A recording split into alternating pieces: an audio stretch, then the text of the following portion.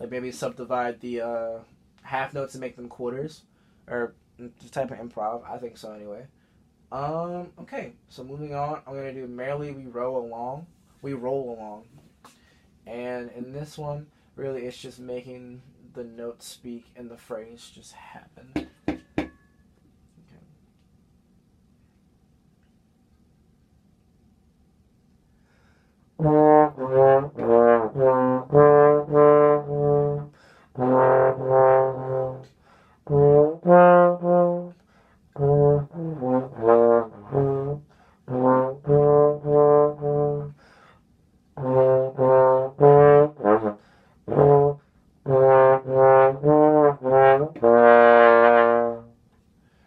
Okay, so playing Merrily We Roll Along, I say everything went okay. I would say that some of the notes at the end didn't speak because once again, going up to the six is always an issue for me. It has been, and it's just going to get better the more I do it. So one thing I think of Merrily We Roll Along is that we can add a lot of dynamics in here because it's considered kind of like a little nursery rhyme. And then when I think of nursery rhymes, I think of like songs that kind of put babies to sleep. So I want to be quiet, and I think this one can be used to teach kids dynamics later on once you get them playing notes, stuff like that. You can have them doing dynamics and say, hey guys, we're going to play this one as soft as you can, but with a good sound, and just teaching them to play soft and just playing really connected. Okay, so moving forward, the next one we're going to play is we're going to play Farm Out. So Farm Out, they introduced another note, G, which is in fourth. So to play it, so if my kids understand it, I'll be like, so starting in F, which is in first position, the next note up would be G, which is in fourth. So. And it introduces that note. Yeah. So what we're going to do is start with Farm Out. It starts on an E flat.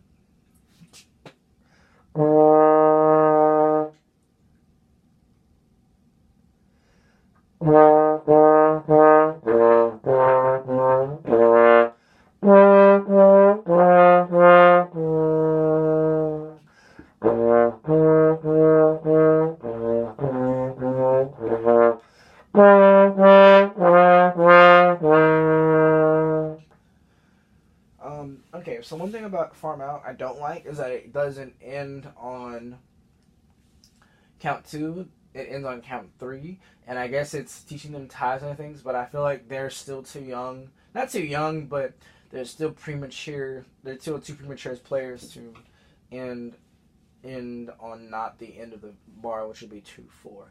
So I would just let them play that last quarter note like it's a half note, and I would model it, and kids would usually get it. And if they didn't get it, I just let them try it one more time because usually kids just need another time to try it. And sometimes you don't need to correct anything. Sometimes you just need another shot at getting it right. So the next one I'm going to play is going to play Jolly Old Saint Nicholas.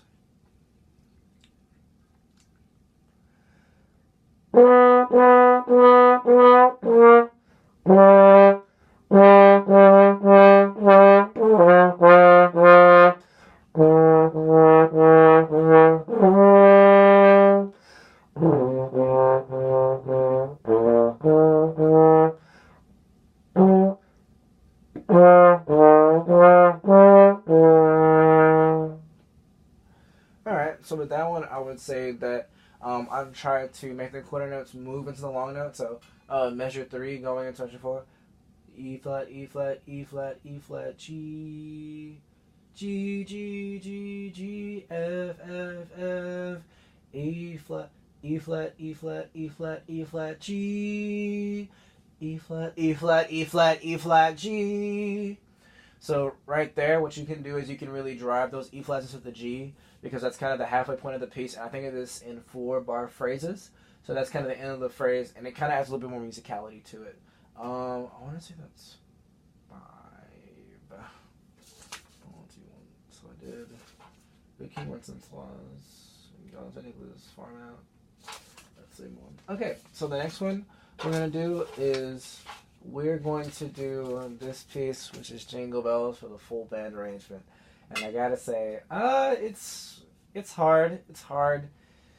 Not the notes aren't hard. It's just going so high up because when brass we see big leaps, we get scared. We're like, you know what? This just isn't for me. This isn't what I need to be doing. This isn't what I want. But yeah, we're gonna give it a shot. We're gonna take it really, really slow, just to make sure we have all the notes together.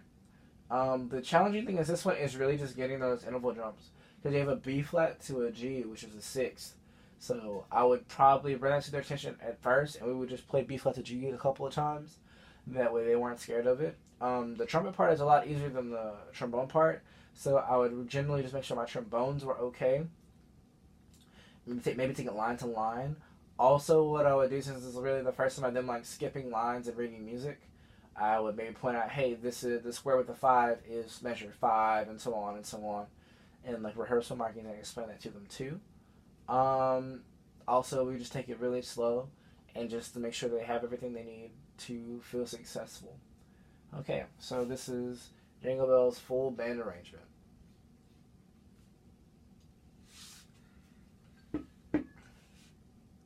Starts on a C.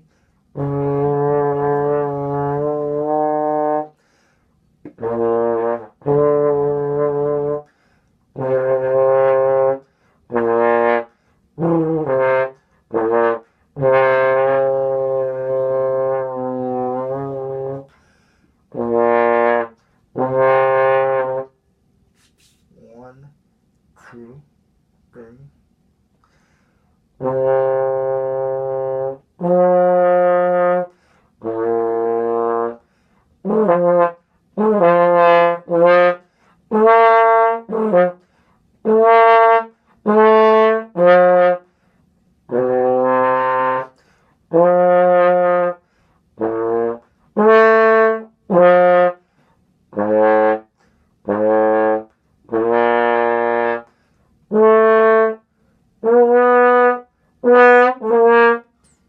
Okay, we're gonna start that one over again because looking at this thing, I'm getting freaked out because it's a long piece and I'm just starting to get kind of scared of it. But I need to keep it together because if I don't have it together, my students won't have it together. So we'll try that one more time. So G's and fourth, whichever.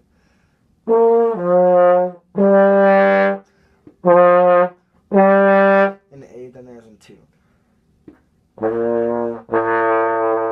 Okay, so starting with C, which is in C.